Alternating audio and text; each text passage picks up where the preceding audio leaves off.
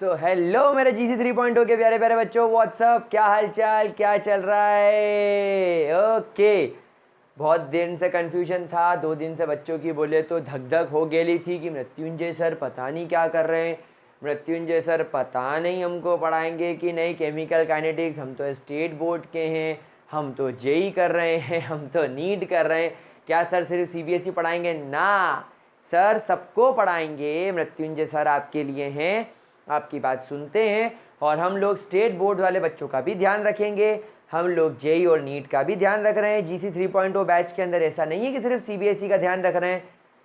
CBSE के हिसाब से टर्म 1 के अंदर P ब्लॉक एलिमेंट आना है, इसलिए P ब्लॉक एलिमेंट आप देखो हमने शुरू कर दिया है। हम केमिकल काइनेटिक्स के अंदर लगभग 75% चैप्टर कंप्लीट कर चुके हैं। तो अब हम लोग हमारे चैप्टर को आगे बढ़ाएंगे और आज के लेक्चर में हम आर्हेनियस इक्वेशन वाली बात करना चालू करेंगे। तो चलिए शुरू करते हैं बिना किसी बॉलीवुड के।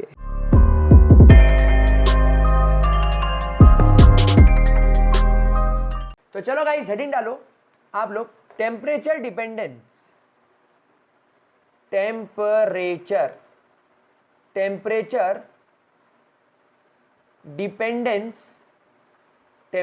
Dependence on the rate of a reaction, and Arrhenius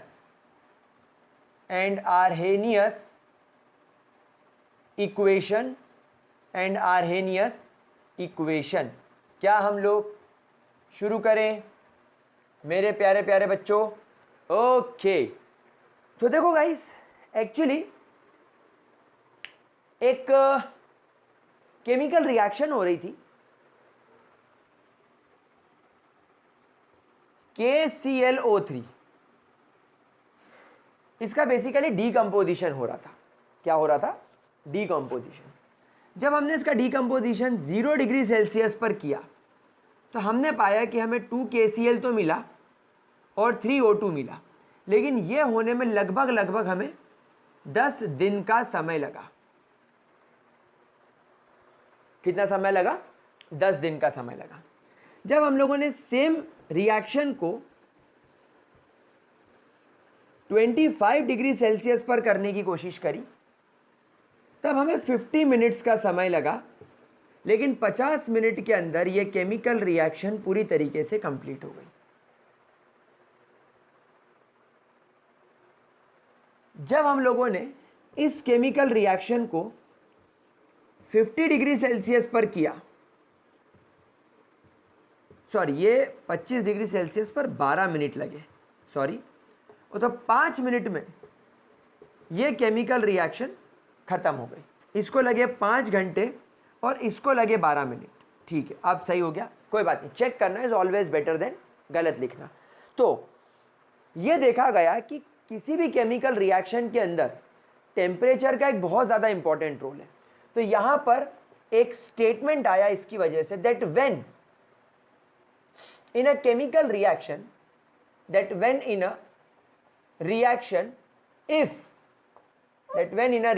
if temperature is increased, the rate of a reaction also increases।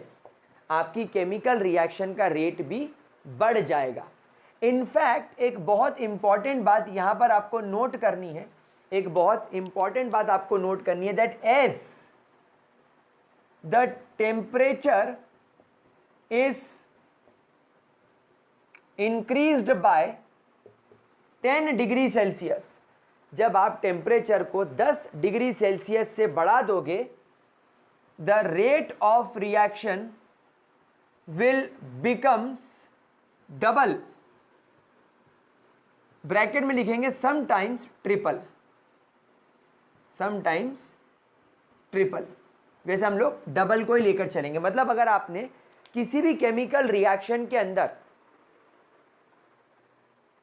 Temperature को अगर आपने 10 डिग्री सेल्सियस से बढ़ा दिया, तब आपके केमिकल रिएक्शन का रेट आप मान के चलो डबल हो जाएगा। क्या ये चीज क्लियर हो गई मेरे प्यारे बच्चों? इनिशियली ये concept was observed bye solution chapter में हमारा वाट लगाने वाला वेंटहॉफ चाचा।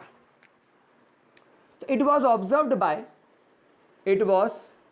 ऑब्जर्व्ड बाय चाचा van't Hoff initially, van't Hoff, but later on Arrhenius आए और आर्हेनियस ने क्या किया, but later on Arrhenius gave a proper equation on it. इसीलिए हम लोग आर्हेनियस को इस चीज का मास्टरमाइंड मानते हैं। पहले जरा इतना नोट कर लो ताकि मैं ये वाला एग्जाम्पल मिटा के आप लोगों को आर्हेनियस इक्वेशन बताऊं और ये सिखाऊं कि किस प्रकार टेम्परेचर के ऊपर आप लोगों की केमिकल रिएक्शन की रेट डिपेंड करती है। क्या हम आगे बढ़े? पक्की बात? ग्रेट। तो आर्हेनियस ने जो इक्वेशन दी वो क्या थी, पहले हम लोग आर्हेनियस इक्वेशन को लिख लेते हैं। सो आर्हेनियस ने बोला that rate constant of a chemical reaction, के क्या है? Rate constant, is equal to a e to the power minus EA upon RT, and this equation is called as Arrhenius equation, where K is your rate constant। आप सभी लोग जानते हो K क्या है? रेट कांस्टेंट है। A is your Arrhenius constant, Arrhenius constant, या इसको एक और नाम देता है प्री एक्सपोनेंशियल फैक्टर। E तो आपका लॉग कांस्टेंट होता है, आप लोग सब जानते हो। जैसे अपन देखते हैं ना, वो लॉग बेस 10 अपन लिखते हैं, log base 10 10 to the power 10, तो ये 10 उतर के आगे आ जाता है और ये बन जाता है लॉग बेस 10 10। तो 10 यहीं रहने देते हैं और लॉग बेस 10 की वैल्यू 1 ले लेते हैं। तो ये जो लॉग बेस 10 है ये कुछ E वैसा ही है। तो इसको लॉगरिथम का कांस्टेंट मान के हम लोग इसके बारे में कोई डिस्कशन नहीं करेंगे। Where EA negative minus EA, ठीक है, EA is your activation energy. अब ये क्या होती है सर? सिखाऊंगा। एक्टिवेशन एनर्जी के बारे में पूरी इंफॉर्मेशन दूंगा। एक्टिवेशन एनर्जी क्या होती है? R is your ideal gas constant, हम लोग सब जानते हैं ये आइडियल गैस कांस्टेंट होता है जिसकी वैल्यू 8.31 हम यूज़ कर सकते हैं, 0.0821 यूज़ कर सकते हैं, अलग अलग होती है। And T is your temperature. तो जैसा मैंने आपसे कहा था कि हम लोग किसी भी केमिकल रिएक्शन के रेट को टेम्परेचर के साथ में रख के देखेंगे तो टेम्परेचर और रेट कांस्टेंट की ये रिलेशनशिप होती है अकॉर्डिंग टू आर्हेनियस। टेक्निकली आप ऐसे बोल सकते हो किसी भी केमिकल रिएक्शन का रेट 10 डिग्री सेल्सियस टेम्परेचर बढ़ाने पर डबल हो जाता है। ठीक है प्यारे बच्चों, मेरे लाडलो, मेरे राज दुलारो, क्या यहाँ तक की बात समझ में आ गई? अब आर्हेनियस ने इसे और अच्छे तरीके से और बहुत बढ़िया तरीके से एक्सप्लेन किया। अब क्योंकि आपके सामने एक शब्द आ गया है आर्हेनियस इक्वेशन के अंदर, एक्टिवेशन एनर्जी, ये क्या है ये मैं आपको समझाता हूं। देखो आर्हेनियस ने बोला, इमेजिन करो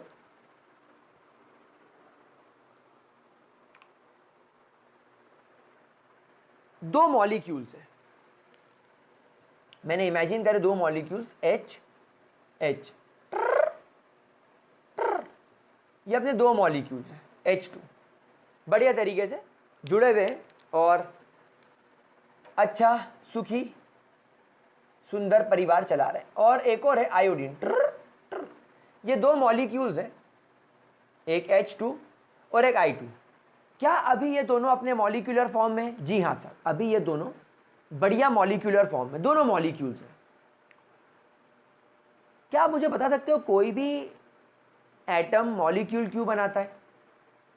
to gain stability, stability gain करने के लिए। तो अगर ये हाइड्रोजन इस हाइड्रोजन के साथ में कोवेलेंट बॉन्ड बना चुका है, ये आयोडीन इस आयोडीन के साथ में कोवेलेंट बॉन्ड बना चुका है, तो ये दोनों स्टेबल होंगे। हाँ, अगर हम इसको लुईस डॉट स्ट्रक्चर के हिसाब से देखें तो इन दोनों ने अपने एक एक इलेक्ट्रॉन को शेयर करके अपना ड्यूप्लेट कंप्लीट कर लिया है और इन दोनों ने अपने एक एक इलेक्ट्रॉन को शेयर करके अपना ऑक्टेट पूरा कर लिया है। मतलब both of them are very stable. मतलब बेटे बेटे कोई पड़ी लकड़ी नहीं छेड़ेगा बैठे बैठे कोई मुसीबत मोल नहीं लेगा, ना तो H2 ना तो I2 आपस में रिएक्ट करेंगे। आर्हेनियस का ये कहना था, सही बात भी है भाई। अगर मैं स्टेबल हूँ, अभी मैं अनअकैडमी पे नंबर 1 एजुकेटर हूँ chemistry and biology and math का in NTSC olympiad foundation JEE NEET foundation category में। अनअकैडमी के अलावा यूट्यूब पे मैं 2,70,000 सब्सक्राइबर्स हैं। तुम डिजिटल बोर्ड की जगह नॉर्मल बोर्ड पे मेरे से खुश हो तो मैं स्टेबल हूँ। मैं क्यों अनअकैडमी की जॉब छोड़ूंगा जब मेरे घर पे क्राइसिस है? मैं क्यों यूट्यूब चैनल बंद करके अपना खुद का प्लेटफॉर्म लॉन्च करने की कोशिश करूंगा जिसमें मुझे करोड़ों रुपया खर्च रहेगा और मुझे तुमसे फिर पैसे के लिए बोलना पड़ेगा, बहुत कम पैसे में तुमको पढ़ाऊंगा, बहुत कम पैसे में तुमको पढ़ाऊंगा, आ जाओ, और 50 चैनल यूट्यूब पे खोलने पड़ेंगे तुमको इकट्ठा करने के लिए। क्यों? एक चैनल पे मैं अकेला पढ़ा रहा हूँ, तुमको मेरे समझ में आ रहा है, तो मैं अकेला 100 के बराबर हूँ, मैं क्यों परेशानी मोल लूँगा? तो बेसिकली ये भी अभी ऐसे ही है। तो आर्हेनियस ने बोला अनलेस अनटिल हम इन दोनों को बाहर से कोई एनर्जी सप्लाई ना करें, बाहर से कोई एक्स्ट्रा एनर्जी सप्लाई ना करें, तब तक ये दोनों एक दूसरे की तरफ देखेंगे भी नहीं। लेकिन जैसे ही आपने बाहर से इन्हें इतनी एनर्जी सप्लाई कर दी कि ये दोनों एक दूसरे की तरफ गए और जोरदार टक्कर करी, एक दूसरे से जोरदार टकराए, मॉलिक्यूलैरिटी H2I2 से रिएक्ट करेगा, मॉलिक्यूलैरिटी 2 हो गई। तो जब दोनों एक दूसरे के साथ में टकराएंगे नहीं तब तक इनके बीच में रिएक्शन नहीं होगी। तो वो एनर्जी जो आप इन्हें सप्लाई कर रहे हो ताकि H2 और I2 एक दूसरे से रिएक्ट करें, उसे एक्टिवेशन एनर्जी बोला जाएगा। मतलब एक्टिवेशन एनर्जी एक तरीके से ऐसी एनर्जी है जो इन सोए हुए शेयरों को एक्टिवेट कर दे। एक्टिवेशन एनर्जी ऐसी एनर्जी है जो इन ऑलरेडी स्टेबल मॉलिक्यूल को एक उम्मीद दे कि आपस में रिएक्ट करो, बहुत मजा आएगा। मतलब कि जब तक मुझे करोड़ों रुपए का लालच नहीं दिखेगा, जब तक मुझे ऐसा नहीं लगेगा कि मेरा नाम पूरी दुनिया जानेगी, मेरे को पेपर आएगा, मेरा पेपर में नाम आएगा और बच्चे मेरे फ़ैन हो जाएंगे और मैं करोड़पति हो जाऊंगा और मैं रिवॉल्यूशन लेकर आऊँगा, तब तक मैं अपने चैनल पे अनअकैडमी को छोड़ के फालतू रिस्क नहीं लूँगा, 10 चैनल नहीं खोलूँगा, 50 टीचर, फालतू काम नहीं करूँगा मैं। तो ये एक्टिवेशन एनर्जी हो गई, समझ में आई? तो जब आपने इन मॉलिक्यूल्स को बाहर से एक्स्ट्रा एनर्जी दी, अब ये एक दूसरे से कोलॉइड हुए, तो कोलॉइड होने की वजह से एक टेम्पररी कॉम्प्लेक्स बनता हुआ नजर आएगा। ये इस कॉम्प्लेक्स में आप देखो हाइड्रोजन हाइड्रोजन से जुड़ा हुआ है, आयोडीन आयोडीन से जुड़ा हुआ है, लेकिन हाइड्रोजन आयोडीन से जुड़ने की कोशिश कर रहा है। पुराने बॉन्ड कमजोर होते नजर आ रहे हैं और नए बॉन्ड बनते हुए नजर आ रहे हैं। इसको बोलते हैं इंटरमीडिएट कॉम्प्लेक्स। इसको क्या बोलते हैं? Intermediate complex. एंड ध्यान रखना, इस कॉम्प्लेक्स की एनर्जी बहुत ज़्यादा हाई होती है, इसकी एनर्जी बहुत ज़्यादा हाई होती है। यानी जो H2 की और जो I2 की एनर्जी किसी समय इंडिविजुअली रही होगी, यानी H2 की अपनी कुछ एनर्जी होगी, I2 की अपनी कुछ एनर्जी होगी, ये उससे कई गुना ज़्यादा होगी। और हाई एनर्जी होने की वजह से ये अनस्टेबल भी होगा और कुछ देर बाद आपको ये बॉन्ड और ये बॉन्ड टूटता हुआ नजर आएगा और HI और HI नाम के दो मॉलिक्यूल का आपको फॉर्मेशन नजर होता हुआ आएगा and it will become your product. तो इस तरीके से कुछ आपकी केमिकल रिएक्शन हमेशा होती है, कुछ इस तरीके से आपकी केमिकल रिएक्शन हमें होती हुई नजर आती है। क्या ये बात समझ में आ रही है? मतलब जब तक आप आपके रिएक्टेंट मॉलिक्यूल्स को एक्टिवेशन एनर्जी प्रोवाइड नहीं करोगे तब तक आप लोगों को किसी भी तरीके से रिएक्शन होती हुई नजर नहीं आएगी। लेकिन अगर एक बार आपने उनको एक्टिवेशन एनर्जी दे के एक्टिवेट कर दिया तब फिर आपको आपका प्रोडक्ट बनता हुआ नजर आएगा। आर्हेनियस का ग्राफ इस चैप्टर में बहुत ज्यादा इंपॉर्टेंस रखता है क्योंकि इस ग्राफ के बेसिस पर ही मैं आप लोगों को देख के बता दूंगा कि रिएक्शन एक्सोथर्मिक है कि एंडोथर्मिक है। कैसे? देखो मैं सिखाता हूं।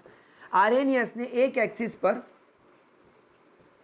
पोटेंशियल एनर्जी को प्लॉट करा और दूसरे एंड पर इन्होंने रिएक्शन कोऑर्डिनेट्स लिए,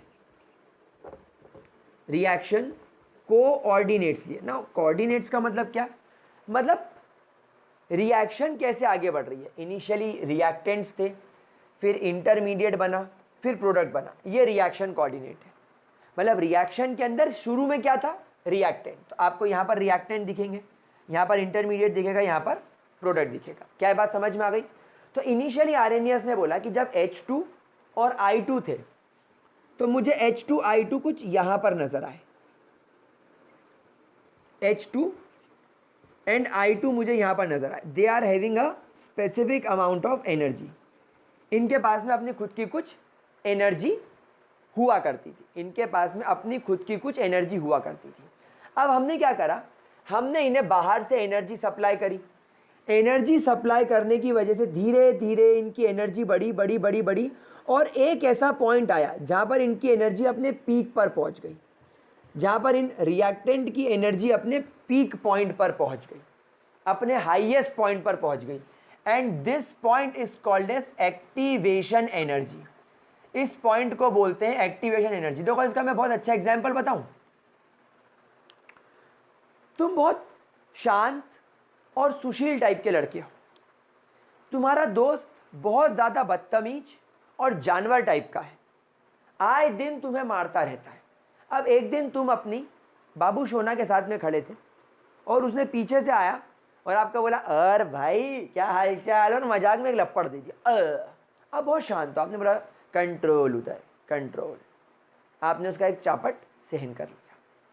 बाबू सोना खड़ी है सामने, बाबू सोना सोच रही है कि ऐसा लड़का है, ऐसा कैसा लड़का मैंने पसंद कर लिया, लपड़ खा रहा दोस्त का। इतने बात करते करते उसने आपकी बाबू सोना की तरफ देखा, थोड़ा सा स्टाइल मारा और बोला तेरे साले दिखता नहीं, और एक लपड़ और मार दिया। ओ दूसरा लपड़ जोरदार, ओ आपने फिर झेल लिया। नहीं मेरे बचपन का दोस्त, मेरा भाई है, तेरा यार हूँ, ब्रोमांस आपके अंदर आ गया। लेकिन बाबू सोना अभी भी खड़ी है। इतने में उसने पलट के आपको एक तीसरा लपड़ और मार दिया। अब आप तन्ना चुके हो, अब आप भयानक एक्टिवेट हो चुके हो और अब आपसे कंट्रोल नहीं हुआ और आपने तीसरे लपड़ के बाद पलट के अपने दोस्त को इतनी ताकत से तमाचा मारा कि वो घूम गया। सो द तीसरा थप्पड़ इज योर एक्टिवेशन एनर्जी। पहले थप्पड़ में कुछ नहीं होगा, दूसरे थप्पड़ में कुछ नहीं होगा, लेकिन जैसे ही तीसरा थप्पड़ आया आपने दे दिया लपड़। यानी ये वो तीसरा थप्पड़ है जिसके बाद में आप एक्टिवेट हो गए, आपके अंदर जुनून आ गया कि अब मैं मारूंगा। ठीक उसी तरह रिएक्टेंट की जब तक एनर्जी कम होगी वो रिएक्ट नहीं करेगा, लेकिन जैसे ही वो अपने एक्टिवेशन पॉइंट पर पहुंच जाएगा आपको दिखने लगेगा कि अब हाइड्रोजन और आयोडीन आपस में जुड़ने लगे हैं। यानी इस पॉइंट के बाद अब आप लोगों को बिल्कुल क्लियरली नज़र आने लगा है, बिल्कुल क्लियरली नज़र आने लगा है कि भैया अब इनका रिएक्शन होना शुरू हो चुका है। एंड अब इसके बाद again you will observe a decrease in energy, again you will observe a decrease in energy, और अल्टीमेटली यहाँ पर आकर आपको रिएक्शन कांस्टेंट होती हुई नजर आएगी। मतलब इस पॉइंट पर मैं ये कह सकता हूँ that this point will be the energy of product. अच्छा सर एनर्जी डिक्रीज क्यों हुई? क्योंकि यहाँ पर अब तुम्हारे प्रोडक्ट का फॉर्मेशन होना स्टार्ट हो गया। भाई प्रोडक्ट भी क्या है? मॉलिक्यूल है, और मॉलिक्यूल कैसा होता है? स्टेबल। तो in order to gain stability extra energy छोड़नी होगी। हम हमेशा सीखते आए हैं केमिस्ट्री में कि एनर्जी और स्टेबिलिटी का 36 का आंकड़ा है। स्टेबल होने के लिए एनर्जी छोड़नी ही पड़ती है। तो पहले ये स्टेबल थे, इन्हें रिएक्ट कराने के लिए एनर्जी देनी पड़ी, लेकिन जब एनर्जी मिल गई और नया प्रोडक्ट बनने लगा तो प्रोडक्ट तो हमें स्टेबल ही चाहिए, तो फिर इन्हें एनर्जी छोड़नी पड़ी। अब एनर्जी छोड़ते छोड़ते छोड़ते छोड़ते यहाँ तक आ गए। अब HI के पास में इतनी एनर्जी रहती है, HI को अपने पास में एक एनर्जी रखने की इच्छा है और उसने अपनी इतनी एनर्जी रखी है, वो इससे ज़्यादा एनर्जी नहीं छोड़ेगा। क्या बात समझ में आ गई? So this is how you will get the curve. Now what is activation energy? The energy required to activate the complex. ये this is the activation energy, और ये एनर्जी तुम्हारे रिएक्टेंट्स की थी। तो यहाँ से यहाँ तक आपने जो एनर्जी सप्लाई करी that is your activation energy. तो आप एक्टिवेशन एनर्जी को कैसे डिफाइन करेंगे? It is the energy required, activation energy क्या है? It is the energy required by the reactants to start the chemical reaction. Chemical reaction को बस शुरू कर देना, केमिकल रिएक्शन को बस शुरू कर देना, इस एनर्जी को एक्टिवेशन एनर्जी बोला जाता है। एक टर्मिनोलॉजी और आती है थ्रेशोल्ड एनर्जी। देखो आप देखो यहाँ तक तो ऑलरेडी एनर्जी तुम्हारे रिएक्टेंट के पास पहले से मौजूद थी, ये एनर्जी तो तुम्हारे रिएक्टेंट के पास में पहले से थी। मेरे प्यारे बच्चों, आई होप आपको समझ में आ रही है। ये रिएक्टेंट की एनर्जी तो शुरू से पजेस्ड थी, तो क्या मैं इसको ऐसा लिख दूं, एनर्जी पजेस्ड बाय रिएक्टेंट्स। ये रिएक्टेंट्स के पास एनर्जी ऑलरेडी थी, लेकिन आपने इसको रिएक्ट करवाने के लिए इतनी एनर्जी और दे दी, तो ये तुम्हारी एक्टिवेशन एनर्जी है। This is your activation energy. So एक टर्मिनोलॉजी आती है जिसको बोलते हैं थ्रेशोल्ड। थ्रेशोल्ड एनर्जी मतलब कि तुम्हारे पास में गुस्सा है, तुम्हारे पास में ताकत है, लेकिन तुम तुम्हारे दोस्त के प्यार में अंधे हो गए थे, तुम उसके चाटे खाते रहे, लेकिन अब तीसरा लप्पड़ के बाद तुमने पलट के मार दिया। That is your threshold energy. मतलब activation energy plus energy already possessed, energy already possessed by reactants, this is called as threshold energy. इसे क्या बोला जाता है प्यारे बच्चों, थ्रेशोल्ड एनर्जी। क्या ये बात समझ में आ गई मेरे लाडलो? प्लीज जरा इस पॉइंट को ध्यान से देखो, इस ग्राफ को ध्यान से समझने की कोशिश करो। क्लियर होता जा रहा है ये ग्राफ, धीरे धीरे क्या ये ग्राफ क्लियर होता जा रहा है? पक्की बात, श्योर शॉट, 100% श्योर। चलो अब एक ज़रूरी बात जो मुझे आपको समझानी है, मैं ये वाला रिएक्शन यहाँ से हटाऊंगा। ट्याऊं ट्याऊं ट्याऊं ट्याऊं ट्याऊं ट्याऊं ट्याऊं ट्याऊं ट्याऊं। अब मेरे प्यारे बच्चों एक बात देखो, इस ग्राफ को ध्यान से ऑब्जर्व करो। Delta E that is change in energy, change in energy is always ER minus EP. Energy of reactant minus energy of product. अब आप जरा इस कर्व को देखकर मुझे बताओ कि शुरुआत में आपके रिएक्टेंट्स जो कि आपको यहां पर दिख रहे हैं, इन रिएक्टेंट्स की ये एनर्जी कितनी है? इमेजिन करो ये एनर्जी 10 या इमेजिन करो एनर्जी 500 किलो जूल्स पर मोल की है। मैंने इमेजिन करा रिएक्टेंट की एनर्जी 500 किलो जूल्स पर मोल की है। अब आपने इसको एक्टिवेशन एनर्जी दी, आप इसको 1000 किलो जूल्स पर ले गए, तो आप एक्टिवेशन एनर्जी कैसे निकालोगे? What will be the activation energy? आपके रिएक्टेंट के पास में ऑलरेडी एनर्जी 500 किलो जूल की थी, और इसका पीक पॉइंट, इसका थ्रेशोल्ड पॉइंट क्या आया? 1000। So 500 kilo joules will be the activation energy. ये आपको इससे पता चल गया। तो टोटल एक्टिवेशन एनर्जी कितनी है? 1000 तक गए आप, फिर इसने एनर्जी छोड़ी और प्रोडक्ट बन गई है। Let's say this is 700 kilo joules. तो अब आपका जो प्रोडक्ट है HI, this is your product, तो आपके प्रोडक्ट की एनर्जी कितनी है? 700 किलो जूल्स। तो जब आपने यहां पर देखा तो आपको आंसर क्या मिला? -200 किलो जूल्स,